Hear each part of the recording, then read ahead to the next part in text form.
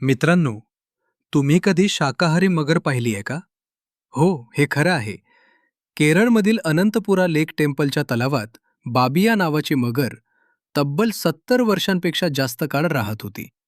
पण आश्चर्याची गोष्ट म्हणजे ही मगर मांस खात नव्हती. ती मंदिरातील तांदूळ आणि गुळाचा प्रसाद आवडीनं खात असे. स्थानिक लोक तिला भगवान विष्णूचा रक्षक मानत होते. आणखी एक धक्कादायक गोष्ट म्हणजे इतक्या वर्षात तिनं एकाही माशाला किंवा भाविकाला इजा केली नाही. पुजारी तिचं नाव घेताच बाबिया प्रसादासाठी पाण्याबाहेर येत असे. 2022 मध्ये तिचा मृत्यू झाला आणि तिला संन्याशासारखा सन्मान देत भूसमाधी देण्यात आली. पण कथा इथे संपत नाही.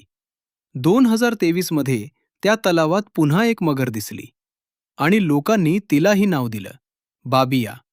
ही केवळ योगायोग आहे की काही दैवी रहस्य? अशाच अजब आणि रोचक गोष्टींसाठी फॉलो आणि सबस्क्राईब करा.